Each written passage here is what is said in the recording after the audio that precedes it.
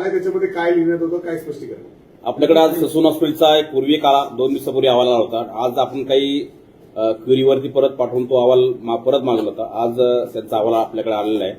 त्या अहवालानुसार त्याच्यामध्ये डॉक्टर घैसास जे आहेत दिनानाथ मंगेश हॉस्पिटलचे, त्यांनी त्यांच्या कर्तव्यामध्ये हलगर्जीपणा केला आहे, निष्काळजीपणा केलेला आहे, असा ओपिनियन आल्यानंतर आपण आज तो गुन्हा दाखल केलेला आहे. त्या अहवालामध्ये नेमकं काय म्हणलंय, काय चुका झाल्यात त्यांच्यावर? याच्यामध्ये तेच विषय आहे की 4.5 तास पेशंट्स हॉस्पिटलला होते, त्यांच्या ओपीडीमध्ये होते, त्यांच्या असेसमेंट रूममध्ये होते, तरी त्यांनी ट्रीटमेंट सुरू न करता त्या ठिकाणी वेळ काढला. त्याच्यामुळे नंतर कॉम्प्लिकेशन्स तयार होऊन त्याच्यामध्ये जी मयत आहेत पेशंट त्यांचा मृत्यू झाला असा अहवालामध्ये नमूद केलेला आहे. त्याच्यामध्ये भारतीय न्याय संहिता कलम 106(1) नुसार तो गुन्हा दाखल झालेला आहे डॉक्टर सुश्रुत घैसास यांच्यावर. काय कलम काय सांगतो सर, नेमका हा गुन्हा काय आहे एकदा एक्सप्लेन कराल? याच्यामध्ये मेडिकल प्रॅक्टिशनरने त्यांच्या कर्तव्यामध्ये काही ड्युरिंग प्रोसिजर काही निष्काळजीपणा झाला असेल तर त्याच्यामध्ये त्यांच्यावरती कारवाई करण्याची प्रोव्हिजन त्या कायद्यानुसार कलमानुसार आहे. यामध्ये फक्त सुश्रुत घैसासांवर गुन्हा दाखल आहे का दिनानाथ मंगेशकर सुद्धा यामध्ये काही रोल आहे? आपल्याकडं जे बीजे मेडिकल कॉलेजचा वैद्यकीय अहवाल जो रिपोर्ट आहे त्यानुसार डॉक्टर सुश्रुत घैसास यांच्यावरतीच हा गुन्हा दाखल केलेला आहे. सर त्यांच्यावर काय म्हणजे आपण बघितलं तर हॉस्पिटलच्या त्या काउंटरवर ते पैसे घेऊन उभे होते, अर्थात हॉस्पिटल प्रशासनाने देखील तिथे पैसे घेतले नाही. त्या दृष्टीने आपण काही त्यांच्यावर कारवाई करताय, गुन्हा दाखल करताय, कारण आपण सगळं सीसीटीव्ही फुटेज त्यांच्याकडून ताब्यात घेतलंय. आपण पूर्ण चौकशी करून तो जो अहवाल आहे आमच्या फुलट्रेनचा तो अहवाल ससून रुग्णालय अर्थात बीजे मेडिकल कॉलेजची जी टीम आहे शासन निर्णयानुसार त्या टीमकडे पूर्ण चौकशी करून अहवाल पाठवला होता. त्या पूर्ण चौकशी अंती त्यांनी त्यांचं ओपिनियन दिलेलं आहे की याच्यामध्ये डॉक्टर सुश्रुत घैसास यांचा प्रथमदर्शनी रोल दिसत आहे, त्यावरून आपण त्यांच्या विरोधात तो गुन्हा दाखल केलेला आहे.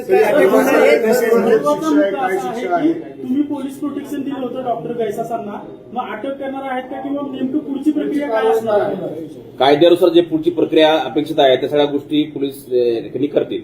अटक होणार आहे घैसासांना? मी तुम्हाला ते सांगितलं का गुन्हा दाखल झाल्याची प्रक्रिया सुरू आहे, गुन्हा दाखल झालेला आहे, परंतु पुढची जी प्रक्रिया आहे तपास स्टेटमेंट्स बाकीच्या सगळ्या गोष्टी ते पोलीस सर्व कायदेशीर प्रक्रिया पूर्ण करतील.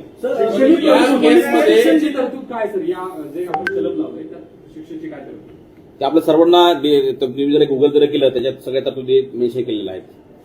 त्याच्यामध्ये ते अँटिसिपेटरी बेलला जाऊ शकतात, निश्चितच त्यांना तो अधिकार आहे कायद्याने दिलेला, तर ते होऊ नये यासाठी आपण प्रिकॉशनरी काय घेणार होतो?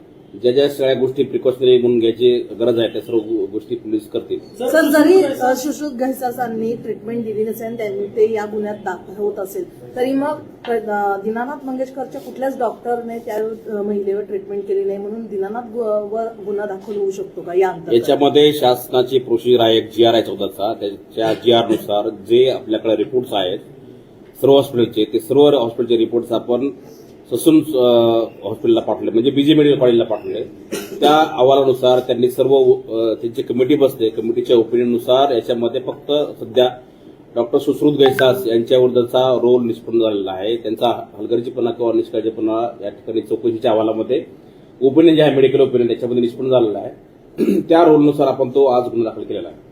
सर महत्वाचा प्रश्न असा आहे की तुम्ही गुन्हा दाखल केल्यानंतर संशयित आरोपीशी तुमचा संपर्क झालाय का किंवा काही बोलणं झालंय का? अटक करणार आहात का किंवा जो गुन्हा दाखल झाला त्यामध्ये अटकेचं काय आहे का? आता तुम्हाला ते सांगतो की आता गुन्हा आज FIR रजिस्टर झाले, ज्या कायदेशीर प्रक्रिया पोलिसांनी पार पाडायला पाहिजे आहेत कायद्यानुसार त्या सर्व प्रक्रिया पोलीस पार पाडतील. सर कायद्यानुसार जे कलम लावण्यात आले त्यानुसार मेडिकल लायसन्स जे आहे त्यांचं ऍज अ प्रॅक्टिशनर ते पण सस्पेंड होऊ शकतं का? त्याचा हे मी कॉमेंट करणं योग्य नाही या ठिकाणी. जे अथॉरिटी आहेत मेडिकल काउन्सिल असेल किंवा IMA असेल त्या सगळ्या गोष्टी किंवा ते प्रोसिजर त्यांच्याकडे कदाचित चालू असेल. तुम्हाला ते सांगितलं की सध्या आता FIR रजिस्टर्ड आहे, ज्या पुढच्या ज्या प्रक्रिया आहेत तपास स्टेटमेंट्स बाकीच्या सगळ्या गोष्टी आहेत त्या सर्व पोलीस प्रक्रियेचा जो भाग आहे तो आता तुम्हाला प्रायमरी स्टेजला सध्या मी काही सांगत नाही, परंतु सध्या या स्टेजला आज रोजी त्यांच्या विरोधात गुन्हा दाखल झालेला आहे. ज्या ठिकाणी ट्रीटमेंट सुरू होती IVF सेंटर आणि इतर यांचा काय रोल आहे याच्यामध्ये काय निष्पन्न झालंय का? तर आता याच्यामध्ये जे आहे तर प्रथम स्टेजला आपण तो आता डॉक्टर घैसास यांचा रोल त्या ठिकाणी कमिटीने निष्पन्न केलेला आहे, त्याच रोलनुसार त्याच कमिटीच्या ओपिनियननुसार हा गुन्हा दाखल झालेला आहे. आता पुढच्या तपासाचा पुढचा भाग आहे. ससूनला जो आपण अभिप्राय मागवला होता त्यात त्यांनी शेवटचे जे निष्कर्ष सांगितले ते काय सांगितले, त्याच्या आधारे आपण हा गुन्हा दाखल केला. त्याच्या आधारे आता हाच निष्कर्ष की डॉक्टर सुश्रुत गैसास यांनी त्यांच्याकडे जे पेशंट होते जो त्यांचा मृत्यू झाला त्यांच्या ट्रीटमेंट करण्यामध्ये हायगरीपणा केला किंवा निष्काळजीपणा केला असं ओपिनियन त्यांनी त्या अहवालात दिलेलं आहे. त्याच्यावरून हा पुढचा कायदेशीर प्रक्रिया सुरू झाली आहे. जे अगोदरचे जे अहवाल होते त्यात त्यांच्यावर ठपका ठेवला नव्हता, क्लीन चिट दिली गेली होती मंगेशकर रुग्णालयाला आणि घैसासांना. तर दरम्यानच्या काळात असं काय घडलं की ज्याचा आधार घेऊन आपण हा गुन्हा दाखल केला? तेच तुम्हाला सांगतो की डॉक्टरांची जी वैद्यकीय कमिटी आहे त्या कमिटीच्या रिपोर्टनुसार हा गुन्हा दाखल झालेला आहे. सर इतर कुठले असे जे हॉस्पिटल 3-4 त्या ठिकाणी ट्रीटमेंट घेत होत्या त्याला सुद्धा कारणीभूत मानलं जात होतं या गोष्टीसाठी, त्यांचा काही उल्लेख आहे का त्या अहवालामध्ये? तुम्हाला ते समजू सध्या आता जे अहवाल आपल्याकडे प्राप्त झाला आहे ज्यांच्यावरती तो ठपका ठेवलेला आहे डॉक्टर सुश्रुत गैसास यांच्यावरती त्याच व्यक्तीवरती किंवा त्याच कन्सल्टंटवरती आपण तो गुन्हा दाखल केलेला आहे. सध्या हा तपास प्रायमरी स्टेजला आहे. जसं तसं तपास पुढे जाईल त्याप्रमाणे ज्या काही गोष्टी निष्पन्न होतील त्याप्रमाणे पुढचे कायदेशीर कारवाई जी असेल ती पोलिस नक्कीच करतील. ओके, पण फोन करून घेतो.